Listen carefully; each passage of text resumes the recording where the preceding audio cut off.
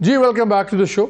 Break से पहले आपको मैंने कहा था एक बड़ी इंटरेस्टिंग खबर, इंपॉर्टेंट खबर आपसे शेयर करूंगा। वो ये है कि जो भी ताज़ा तरीन मुलाकातें हुई हैं चेयरमैन पीटीआई की डिफरेंट अपने लीडरान से, लॉयर्स के साथ, वहाँ से एक स्ट्रैटेजी बड़ी इंटरेस्टिंग लग रहा है कि फाइनल टचेज उस पर हो गई हैं। और वो ये है कि आने वाले इलेक्शन में चेयरमैन पीटीआई इमरान खान ने यह फैसला किया है कि बहुत से काफ़ी ज़्यादा बड़ी तादाद जो वो टिकट्स देंगे वो यंग लॉयर्स को देंगे, वकला को। और इसमें बड़ा एक स्ट्रेटिजिकली बड़ी इसकी स्ट्रेंथ दो देखी जाती है। एक तो ये है कि जो यंग लॉयर्स हैं उनको डिसक्वालीफाई करना इतना आसान नहीं होगा। एक तो वो लॉयर्स हैं, सब कुछ है, उनकी अपनी लॉयर्स लॉबी है, फिर जजेस भी 10 बार ही सोचते हैं, उनके साथ ही हर वक्त काम पड़ता है और डील करना पड़ता है। और दूसरा टेक्निकली भी वो स्ट्रॉन्ग होते हैं। और दूसरा ये कि अगर एक पॉइंट से ज़्यादा प्रेशर क्रिएट किया गया तो वो जो उनकी पार्टी की एहतजाजी मूवमेंट हो सकती है वो एक बड़ी लॉयर्स मूवमेंट भी बन सकती है। तो ये एक बड़ी ही इंटरेस्टिंग डेवलपमेंट है कि अगर पीटीआई मैक्सिमम टिकट्स अपनी लॉयर्स को देगी तो फिर क्या होगा दूसरी जमातें या इस्टेब्लिशमेंट, जिसको भी आप कहना चाहें। टुंडी साहब, मैं आपसे शुरू कर रहा हूँ। ये बड़ी इंटरेस्टिंग स्ट्रैटेजी नज़र आ रही है कि लॉयर्स मैक्सिमम टिकट्स दें, और हमने देखा मुशर्रफ साहब को भी लॉयर्स टक्कर गए, बाकियों को भी टक्कर जाते हैं, बड़ा एक मुनज़्ज़म एक है लॉबी। फिर आप क्या मंजरनामा देखते हैं? बिकॉज ये जो बातें हम सुनते हैं कि जी शायद आप लोगों के लिए राह हमवार कर दी जाए, पीपल्स पार्टी के लिए, पीएमएलएन के लिए पार्टी शायद बैन हो जाए या नहीं होती है। अगर लॉयर्स को बहुत बड़ी तादाद में टिकट्स मिलती हैं पीटीआई के इलेक्शन में, फिर सिनेरियो कैसा नज़र आता है आपको? देखिए, पाकिस्तान पीपल्स पार्टी ने कभी ये नहीं कहा, और ना पाकिस्तान पीपल्स पार्टी इसको सपोर्ट करती है कि किसी पॉलिटिकल पार्टी को जो है वो बैन किया जाए। हर पार्टी का एक जमहूरी हक है कि वो इलेक्शन लड़े, और आवाम ने फैसला करना है कि वो किसको बैन करती है, किसको रिजेक्ट करती है और किसको एक्सेप्ट करती है। तो हम इसमें कभी भी इसके फेवर में हैं। जब पहले भी ये डिस्कशन हुई, जब हुकूमत थी हमारी, तो हमने इस पर हमने हमेशा अपना जो है वो रिजर्वेशन शो की। बाकी पीटीआई की अपना एक तरीक़ाकार है, वो चाहे जिसको भी टिकट दें, उनका जमहूरी हक है। लेकिन मैंने कहा है कि हम पाकिस्तान में हमने चंद सालों से एक बयान सुनते थे, एक बयान सुनते थे कि गुड और बैड का। तो जो गुड पीटीआई है वो इलेक्शन लड़ेगी और बैड पीटीआई इलेक्शन से बाहर होगी मेरे ख्याल में। तो गुड पीटीआई अगर होगी तो गुड पीटीआई तो चाहे वो वकीलों को दे, चाहे वो सियासतदानों को दे, चाहे जिसको भी दे, उनका जमहूरी हक है। तो गुड पीटीआई किसके, कौन? सर ये तो पूछे गुड पीपल्स पार्टी कहां से लाएंगे? सवाल तो मुश्किल ये है। ये गुड पीटीआई कौन सी वाली है फैसल? अब ये फैसल वाडा वाली गुड पीटीआई है ना, जो फैसल वाडा जिसमें। तो नहीं, मैं वो कह रहा हूँ कि वो लोग जो 9 मई में मुलविस थे वो बैड पीटीआई हैं, और जो 9 मई में मुलविस नहीं थे और जो ठीक हैं, जो जमहूरी लोग हैं, जो आइन की बालादस्ती की बात करते हैं, तो वो बिल्कुल मतलब है, उनको अगर इलेक्शन कमीशन के लिए इजाज़त देती है कि आप इलेक्शन लड़ें, उनको अगर वो उनको जो भी प्रोसेस से गुजरते हैं और उनको इलेक्शन लड़ने का मौका मिल जाए तो दैट्स गुड। राना एहसान ये में थे, राना एहसान साहब ये बताएं। जी अब बात खत्म कर लें। जो 9 मई में थे और जिसमें मुलविस थे वो बैड है। और फैसल वाडा साहब फिक्र न करें, गुड पीपल्स पार्टी मौजूद है और इंशाल्लाह आपको हम मायूस नहीं होने देंगे। ये ज्वाइन कर रहे हैं आपको? ये गुड पीपल्स पार्टी में फैसल वाडा की जगह है?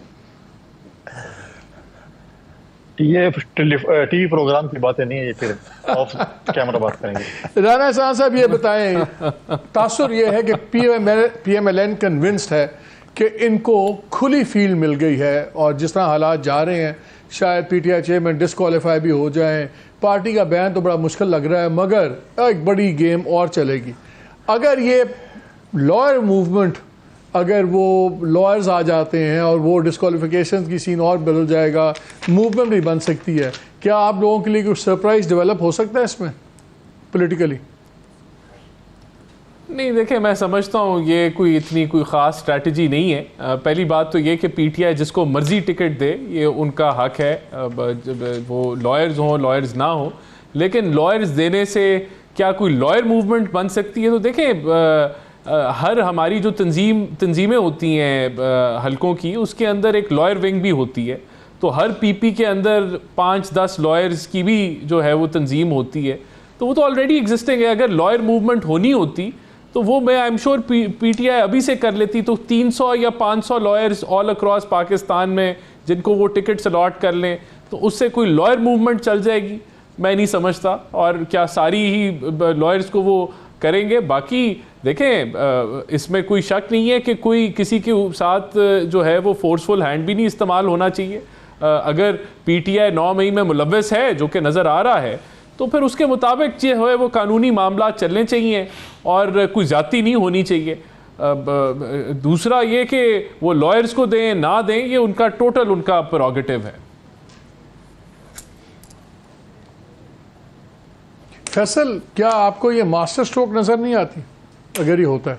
मतलब मैं इसको इतनी सिंपली डिसमिस नहीं करता, इसकी काफी इम्प्लीकेशन। मैं सर आपसे रिक्वेस्ट ही करूंगा कि जिनका माजी आप भूलने को तैयार हो गए शॉर्ट मेमोरी की वजह से, मियां साहब की तारीख रही है, हर से वो लड़ाई इनकी हुई है, उनके खमीर में वो चाहते हैं और पीडीएम जमात वो कहेंगे मैं जमहूरियत बंद हो जाए, वो कहेंगे मैं ताला लगा दे, लड़ो, ताला लगा दे, अदलिया को ताला लगा दे और चलते हुए आदमी की चमड़ी का जूता बना के पहन लें। ये है पीडीएम की सोच, सारों की सोच है ये, ठीक है। अपने इंटरेस्ट की लड़ाई है, किसी को आटे की फिक्र नहीं, किसी को रोटी की, किसी चावल, किसी को किसी की फिक्र नहीं, हर कोई अपनी ताकत की जंग लड़ा है। इलेक्शन कमीशन, मैंने तो कानून के अंदर देखा था कि अंधा होता है, लेकिन इतना अंधा होता है मुझे नहीं पता।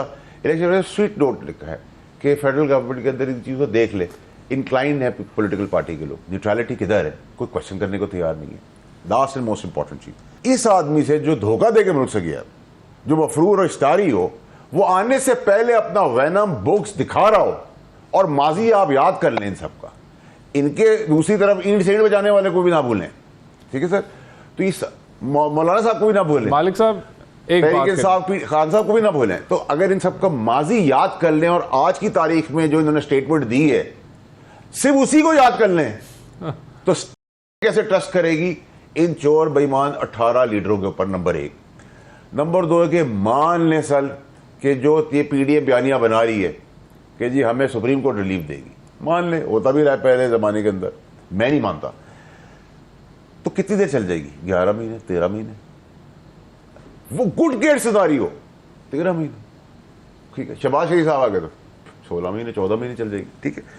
और लास्ट एंड मोस्ट इम्पोर्टेंट, आपने ये सारे लोगों का माजी सब भूल जाएंगे और आखिर में सुनने वाले, करने वाले, ये गुलाब के फूल एक साथ जमा करने वाले, उनको अलग अलग करने वालों को याद रखना चाहिए कि 16 महीने के अंदर जो इस मुल्क का बेड़ा गर्क किया है, 16 महीने में अगर आप पूछे क्या किए, केसेस माफ करा दिए, एहसान साहब रिस्पॉन्ड करना चाह रहे हैं, एहसान साहब को केसेस माफ करा दिए, कर्जे चढ़ा दिए। देखें, बड़ी सिंपल सी बात है, फज किए, ये खमीर में बदमाशी भी है, बेईमानी भी है। जी एहसान बोलिए। देखें, मुझे तो ये मंतक समझ नहीं आती, खमीर भी याद करा रहे हैं, सबका माजी भी याद करा रहे हैं, लेकिन मेमोरी से टोटल वाइप आउट ये चीज़ हुई है कि साकिब निसार ने भी कुछ किया था, वो भी मनूवर्ड थी सारी जो उसकी चालें थी, और तब उस वक्त की जो थी उसने भी कुछ किया था, आरटीएस भी बैठा था, उसके बाद नैपी भी चेंज होते थे। तो ये सारा डिमेंशिया हो गया है कि ये इससे भी कोई जो है वो कोई जो है वो खराबी इस मुल्क के अंदर हुई या नहीं, ये भी डिमेंशिया हो गया है कि मार्शल लॉ भी लगे। सारा मुद्दा, मुझे बताएं, सारा मुद्दा सियासतदानों के ऊपर, सारा मुद्दा जो है वो, एक सवाल करूं, ये मंतक नहीं समझ आती। सर एहसन साहब एक रिक्वेस्ट है, मैं सवाल करूं, आप फिर पूरा शो ले लीजिएगा। सर आपने बहुत सही बातें की, ठीक बातें की, मैं इंडोर्स करता हूं आपकी बातों को। सर 16 महीने मेरे बाप की हुकूमत थी, आपने क्यों नहीं एहतसाब किया? अब आप ये बयानियां जो बना रहे हैं को इज्जत देने के बाद, क्या आप सबको मिट्टी नहीं डालेंगे, मंत्री के अंजाम तो पहुंचाएंगे? तो मंत्री का अंजाम तो आपका शुरू हो गया है। You should be prepared after this statement. तो सर आपने क्यों नहीं किया 16 महीने में? मेरा शिकवा है सर आपसे, क्यों ये यंगस्टर एक अपराइट आदमी है आप। देखिए, नहीं मैं आपको बताता हूं, देखिए इसका बड़ा सिंपल सा जवाब। देखिए 16 महीने तो आप लेट हिम रिस्पॉन्ड। देखिए मैं आपको बताता हूं, देखिए हमने तो मुशर्रफ के एहतसाब की भी बात की, और फिर पीटीआई ने जब उनकी हुकूमत थी तो जिस जज ने सजा सुनाई, तो पूरी जो मिनिस्टर्स की जो फौज थी उन्होंने कहा कि ये जज जो है, जो मरहूम हो चुके हैं, कि ये अपने ज़हनी तवाज़ुन जो है ये खो चुका है। ये भी हकीकत सबने देखी। अब 16 महीना में बिल्कुल मैंने आपको बताया कि ये हमारी इंडिविजुअल की हुकूमत नहीं थी, इसमें सारे कोलिशन पार्टनर्स थे, और ये फायर फाइटिंग थी। हम डिफॉल्ट से खेल रहे थे, बच रहे थे, करनी चाहिए थी बात, नहीं की। कुंडी साहब कह रहे हैं, PMLN की गवर्नमेंट थी। नहीं देखा हमारी थी, लेकिन कोलिशंस के साथ थी और सब चीजें जो होती थी कोलिशन को मना के समझा के मुशावरत से होती थी। अगर हम कहते हैं हमने एहतसाब करना है मिसाल के तौर पे और हमारे 4 कोलिशन पार्टनर कहते कि नहीं करना वरना हम कोलिशन छोड़ जाएंगे, तो कौन सा एहतसाब हो जाना था? आज हमारे पे किसी की मजबूरी नहीं है। वो आपने वो शुरू भी नहीं किया, हैंडीकैप वो तो नहीं आपने है, पूछा भी नहीं आपने अपने दोस्तों को खैर ये पूछा भी नहीं कि करने के नहीं किया। एंड वैसे भी टू बी फेयर 16 माह में हो भी क्या सकता था। कुंडी साहब मुझे ये बताइए, आपने पहले कहा कि इनका ये मालिक साहब वैसे भी एहतसाब जो है बना रहे हैं, क्या इस सिलेक्शन का और टाइम नहीं 16 माह में क्या हो सकता है? आई एग्री विद यू, लेकिन कुंडी साहब मुझे एक चीज बताएं, ये जो आपने कहा कि ये अपना बयानिया बना रहे हैं, क्या ये सिलेक्शन का बयानिया for example anti judiciary anti establishment बिकेगा, या आम आदमी का जो बयानिया है कि मेरी महंगाई कैसे कम होगी, ये बिजली का क्या बनेगा, ये तमाम जो चीज़ें हैं जो उसकी ज़िंदगी की चीज़ें हैं, तो ये मुझे लॉजिक इनके इस बयानी की समझ नहीं आ रही इस मौके पे। देखिए मेरा ख्याल है मैंने ये भी नहीं कहा कि हुकूमत इनकी थी, प्राइम मिनिस्टर इनके थे, हम कोलिशन हुकूमत में थे, लेकिन मैं कभी ये चीज़ डिस्कस नहीं हुई कि हम ये एहतसाब करना चाहते हैं। दूसरी बात यह है कि मेरा ख्याल है कि शायद ये बयाने बना रहे हैं, लेकिन अवाम का जो है वो उस बयाने से मतलब है कि जो उनके मसाइल के हल के लिए आए, उनका कोई मसीहा हो, उनकी जो रोजमर्रा की अशिया। तो क्या ये डिस्कनेक्ट है इनका? क्या आप ये क्या नवाज शरीफ साहब का डिस्कनेक्ट है अवाम से? जो नहीं मे भी इनका कोई आए मैनिफेस्टो और बात आए, लेकिन मैं तो अपने एक बात कर रहा हूँ कि शायद मे भी ऐसी हो, मे भी ना हो। ये तो मतलब है कि मैं नहीं कह सकता कि ये है या ये नहीं है, लेकिन जो है अवाम को इससे गरज नहीं है कि आप किसका एहतसाब करेंगे, किसको टांगेंगे, किसको अंदर करेंगे, किसको बाहर करेंगे। अवाम का जो है वो गर्ज ये है कि उसको 2 वक्त की रोटी कैसे मिलेगी, पेट्रोल कैसे सस्ता होगा, किराए कैसे सस्ते होंगे, बच्चों की फीस किस तरह होगी, डॉक्टर की फीस कैसे, दवाइयाँ कैसे लेंगे। ये चीज़ें जो हैं रोज़मर्रा की अशिया से लोगों से है। ये इस चीज़ों को लोग अभी बाय नहीं करते कि मैं इसको टांग दूंगा, इसको ये कर दूंगा, इसको रगड़ दूंगा, इस चीज़ से नहीं होती। मेरे भाई ने बड़ी बातें फैसल वाडा साहब ने की कि बस हम तो बहुत बुरे लोग हैं, चलो पीपल्स पार्टी और PMLN तो बहुत बुरी। जो 3.5 साल ये हुकूमत में रहे उनके भी अच्छे इकदाम बता दे जो इनके दौर में होते रहे। डेफिनेटली ये उनको करते रहेंगे। हम तो पार्टी लेस है सर, ठीक है। तो उसके जो है मसला ये है कि इनके दौर में जब हुआ, जब RTS सिस्टम को स्विच ऑफ किया गया, क्या कुछ नहीं किया गया, किस तरीके से क्या कुछ नहीं हुआ। देखें जब तक इस मुल्क में अदल और इंसाफ नहीं होगा, जब तक इस मुल्क में अवाम को हक नहीं दिया जाएगा कि उसका वोट जिसको पड़े उसी का गिना जाए, तो फिर ये चीज़ जो है ये चीज़ नहीं चल सकती। आप अगर एहतसाब करें और मुझे पकड़े या किसी और को पकड़े और बोले कि आपने अगर इस पार्टी को ज्वाइन कर लिया है तो आप कुंडी साहब आपको क्या महसूस हो रहा है कि जो इस वक्त एहतसाब का प्रोसेस है उसका सारा रुख पीपल्स पार्टी की तरफ है और हमें PMLN की तरफ कोई रुख नजर नहीं आ रहा? नहीं, हमें कोई इससे गरज नहीं है। पहले भी हमने कई एहतसाब देख चुके हैं, मतलब है कि बहुत किस्म के एहतसाब आ भी चुके, बहुत से एहतसाब हमने भुगत भी लिए। हम कहते हैं अगर हम गलत हो गए में कर लें, लेकिन बराबरी की बुनियाद पर हो। ऐसे ना हो कि आप सिर्फ पार्टियां तोड़ने के लिए करें, शख्सियात तोड़ने के लिए करें। अगर आप इस पार्टी में जाएंगे तो आप बिल्कुल पाक साफ हैं, फरिश्ते हैं, और अगर आप नहीं जाएंगे इस पार्टी में तो आपसे बड़ा करप्ट और चोर और डाकू कोई नहीं है। मुझे एक बात बताएं, we only have a minute on 80 seconds. ये जो मियाँ साहब का बयान आया, फिर इसके बाद ये डैश विजिट आया, शहबाज शरीफ आए, मुलाकात की, वापस जा रहे हैं, इसके बाद क्या हम एक पॉलिटिकल प्रोसेस को मजबूत हो रहा नजर आता है कि कमजोर होता नजर आ रहा है? सर कमजोर होता नजर आ रहा है और वापस सीट के साथ बांध के मुझे वापस जाते हुए नजर आ रहे हैं। आने से पहले ही हो जाएगा। क्या नजर आ रहा है? एक PTI without Imran Khan leading it और PMLN में कोई और वजीर आजम मगर नवाज शरीफ नहीं, ये नजर आ रहा है। सर देखिए मेरी बात सुनिए, अभी एहसान साहब बैठे हैं आपके लास्ट 10 सेकंड्स, कुंडी साहब बैठे हैं, हम ये क्यों नहीं आ सकते? हमने क्या राजवाड़े का जमाना ले लिया है या हम गोरों की गुलामी करते हैं? इनके पीछे खड़े होंगे और इनकी नालायक औलादों को भी एक्सेप्ट करेंगे, फिर उनके पीछे भी खड़े होंगे।